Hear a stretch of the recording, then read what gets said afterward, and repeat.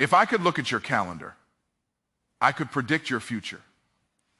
Because your results are not determined by your intentions, they're determined by how you structure your day. And the way CEOs plan their day is fundamentally different from everyone else. Ladies and gentlemen, let me start with a simple truth. Your life is moving in the direction of how you plan your day. CEOs don't wake up reacting, they wake up deciding. And the difference between average results and extraordinary outcomes is not intelligence, luck, or connections. It's intentional daily structure. A CEO doesn't ask, what's screaming the loudest today?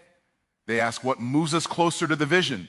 If you plan your day based on notifications, emails, and other people's emergencies, you are letting the world run your life. But when you plan from vision, every action has purpose. Start your day by asking, what does my future require from me today? CEOs understand something most people ignore. Time is not spent, it's invested. Every hour should either make you money, build your skills, strengthen relationships, or move you toward a long-term goal. If it does none of those, it's costing you. When you plan your day like a CEO, you assign your time the same way an investor assigns capital, strategically, not emotionally. CEOs don't have long to-do lists. They have short priority lists. They know that 80% of results come from 20% of actions. And most activity is just disguised procrastination. Instead of asking, what can I do today? Ask, what must be done today for everything else to work? Do that first. Everything else is secondary. CEOs protect their mornings because they know clarity is highest before the world gets noisy. Your best thinking happens before distractions, not after them. Plan your day the night before or first thing in the morning. Decide your top 3 outcomes. Block time for deep work. Eliminate unnecessary decisions, because if you don't decide how your day will go, someone else will. You don't run out of time. You run out of energy. CEOs design their day around focus. They batch distractions. They guard their mental bandwidth. They say no more than they say yes. When you plan your day, don't just ask, what will I do? Ask, when am I at my best to do it? High energy tasks deserve high energy hours. Here's the final truth. How you plan your day is how you lead your life. Planning isn't about control. It's about command. It's a statement that says, I decide my direction. When you plan like a CEO, you stop drifting, you stop reacting, you stop surviving, and you start building intentionally, consistently, powerfully. So remember this, your future isn't created in years, it's created in days, and days are created by how you plan them. Plan wisely, lead boldly, and live like the CEO of your own life. CEOs don't wake up asking what is urgent, they wake up focused on what is important. Urgency is loud, vision is quiet, and most people allow the loudest thing to control their day. A CEO understands that just because something demands attention does not mean it deserves priority. Emails, messages, phone calls, and last-minute requests can consume an entire day, yet still move nothing forward. Vision, on the other hand, is about direction. It answers one critical question before the day even begins: where am I going, and what must be done today to move closer to that destination? When a CEO plans the day, they reverse engineer it from the future they are building. They don't start with a to-do list, they start with an outcome. They ask themselves what growth looks like, what progress looks like, and what success requires right now. Then they align their actions with that answer. This is why 2 people can work the same number of hours, yet one creates momentum while the other stays stuck. One is reacting to pressure, the other is responding to purpose. Urgency creates motion, but vision creates progress. Motion makes you feel busy. Progress produces results. CEOs are disciplined enough to delay immediate gratification for long-term gain. They understand that the most valuable tasks are often the least urgent: strategic thinking, planning, learning, building relationships, and developing systems. These activities rarely scream for attention, yet they are the foundation of every successful organization and every successful life. Planning from vision also requires courage. It takes courage to say no to distractions, to postpone low-value tasks, and to resist the comfort of staying busy. Many people hide behind urgency because it feels productive. But CEOs know that activity without alignment is wasted energy. They deliberately schedule time for what matters most before the world has a chance to interrupt them. That is why their calendars reflect their priorities, not their impulses. When you plan your day from vision, you stop being controlled by circumstances and start exercising leadership over your time. You move from reacting to designing. Your day becomes intentional instead of accidental. Each decision is filtered through a simple lens. Does this move me closer to the future I want, or does it pull me away from it? That level of clarity reduces stress, increases focus, and compounds results over time. This is the real difference between average performers and high-level leaders. Leaders don't let the day decide for them. They decide first, then execute.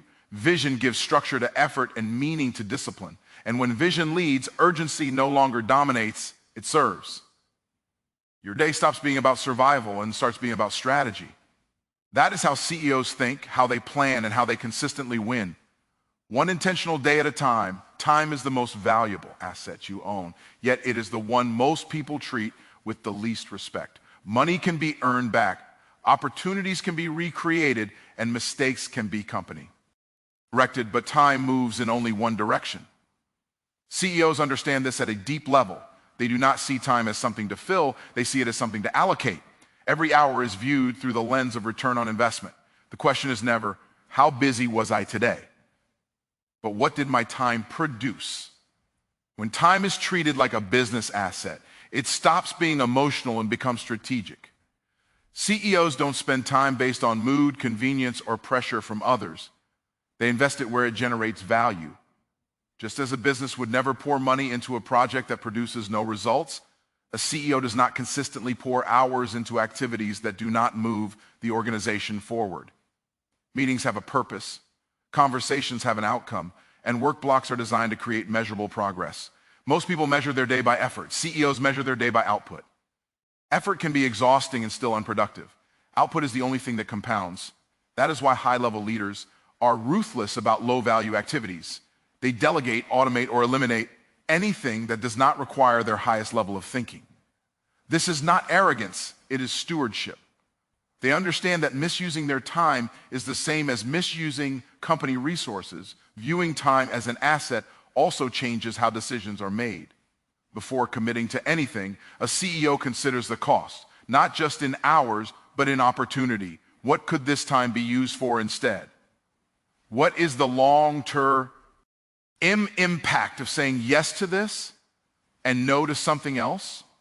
Every decision carries a hidden price, and CEOs are trained to see it. This awareness protects them from being busy but unproductive. When you begin to treat your time like a business asset, your standards rise. You become more selective about who and what you give your attention to. You stop allowing interruptions to dictate your schedule. You recognize that focus is not just a personal preference, it is a competitive advantage. Deep, uninterrupted work produces breakthroughs, while fragmented attention produces fatigue. This mindset also forces accountability. Businesses track expenses because what gets tracked gets optimized. CEOs review how their time was spent and adjust accordingly. They look at patterns, identify leaks, and make corrections. Over time, this creates efficiency, clarity, and momentum. Small daily improvements in how time is invested lead to massive long-term gains. Ultimately, treating time as a business asset shifts your identity. You stop seeing yourself as someone trying to keep up and start seeing yourself as someone building something. Your calendar becomes a reflection of your values, your goals, and your leadership. When time is invested wisely, results are inevitable. Not because you worked harder, but because you worked with intention, discipline, and respect for the most valuable resource you will ever control. Most people plan their day with a long to-do list, believing that productivity is about checking off as many tasks as possible. CEOs see this very differently. They understand that doing more is not the goal. Doing what matters most is. A to-do list treats every task as equal, but in reality, not all tasks carry the same weight. Some actions create progress, while others simply create motion. The ability to distinguish between the two is what separates leaders from followers. CEOs operate from priorities, not lists. A priority is a decision, not a reminder. It answers the question, if only a few things get done today, which ones must they be? This level of clarity forces focus. Instead of spreading attention across dozens of small tasks, CEOs concentrate their energy on the few actions that drive the greatest results. They know that impact does not come from volume, it comes from leverage. To-do lists often create the illusion of productivity. Checking off easy tasks feels good, but it rarely moves the needle. This is why many people end their day exhausted yet unfulfilled. They were busy all day, but nothing meaningful changed. CEOs are aware of this trap. They deliberately identify the tasks that directly affect growth, revenue, strategy, or long-term positioning, and they do those first before distractions take over. Prioritization also simplifies decision-making. When priorities are clear, choices become easier. You no longer have to debate what to work on next because the decision has already been made. This reduces mental fatigue and preserves focus for high-level thinking. CEOs protect their cognitive energy by removing unnecessary decisions, and prioritization is one of their most powerful tools for doing so. Another key difference is that CEOs understand timing. They align their priorities with their highest energy levels. Complex, high-impact work is scheduled when focus is strongest, not squeezed in between meetings or handled at the end of the day. Low-impact tasks are placed later or delegated. This intentional structure ensures that the most important work receives the best version of their attention. Operating from priorities also builds momentum. When you consistently complete high-impact actions, progress becomes visible. Results reinforce discipline, and discipline strengthens confidence. Over time, this creates a powerful cycle. Clarity leads to execution, execution leads to results, and results reinforce clarity. CEOs rely on this compounding effect to move organizations forward steadily and predictably. Ultimately, prioritizing over listing is a shift in identity. You stop acting like someone trying to survive the day and start thinking like someone responsible for outcomes. Your day becomes purposeful instead of reactive. Instead of asking, what else can I do? You ask, what matters most right now? That question changes everything. When priorities lead, productivity stops being about effort and starts being about effectiveness. And that is how real progress is made. High-level performers understand that the quality of their decisions determines the quality of their results, and CEOs are especially intentional about when those decisions are made. They do not wait until the day has already drained their focus. They decide early, while their mind is clear, their energy is high, and their thinking is sharp. By the time the world begins making demands, the most important choices have already been settled. Every decision carries a mental cost. The more decisions you delay, the more cognitive energy you burn throughout the day. CEOs are aware of this and design their routines to minimize decision fatigue. They establish clarity early so they can execute later without hesitation. Instead of constantly asking what to do next, they already know. This creates momentum and prevents the wasted time that comes from indecision and second guessing. Early decision-making also eliminates reactivity. When you don't decide in advance, urgency steps in and decides for you. Messages, meetings, and interruptions begin to dictate your priorities. CEOs refuse to operate this way. They pre-plan outcomes, time blocks, and non-negotiables before external input enters the picture.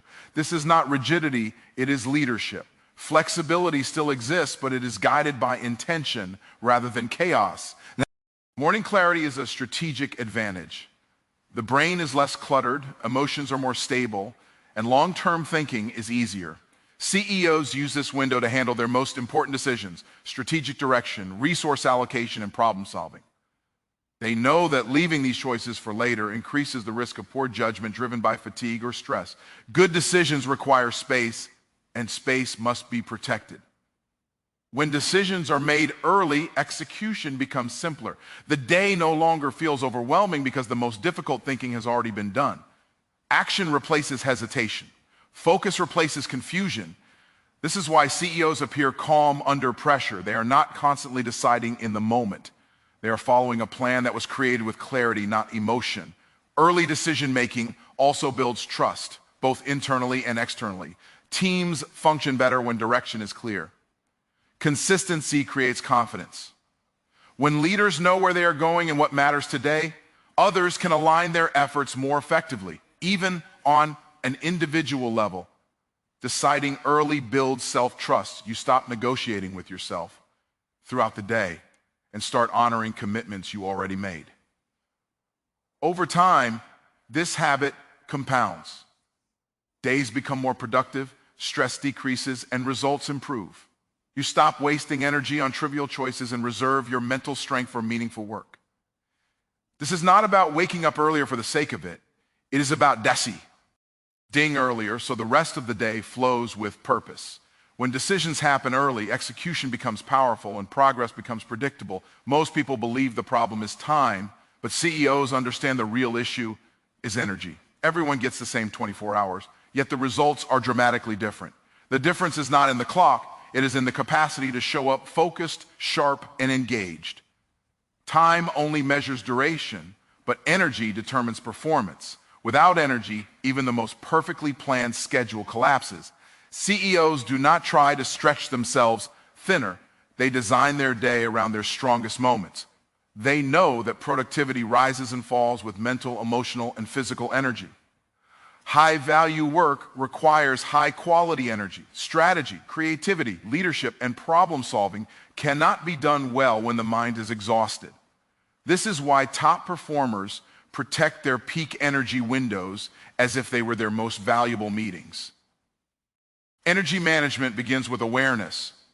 CEOs pay attention to what drains them and what fuels them. They recognize that constant interruptions, unnecessary meetings, and multitasking erode focus. Instead of glorifying hustle, they reduce friction. They batch distractions, limit exposure to noise, and create environments that support deep work. By doing so, they increase output without increasing hours. Rest is also part of the strategy. CEOs understand that recovery is not laziness, it is prepara. Sleep, movement, and mental breaks are not optional extras. They are performance tools. An exhausted mind makes poor decisions and reacts emotionally. A rested mind thinks clearly and leads effectively. Managing energy means knowing when to push and when to pause, not running at maximum speed until burnout forces a stop. Another key aspect of energy management is alignment.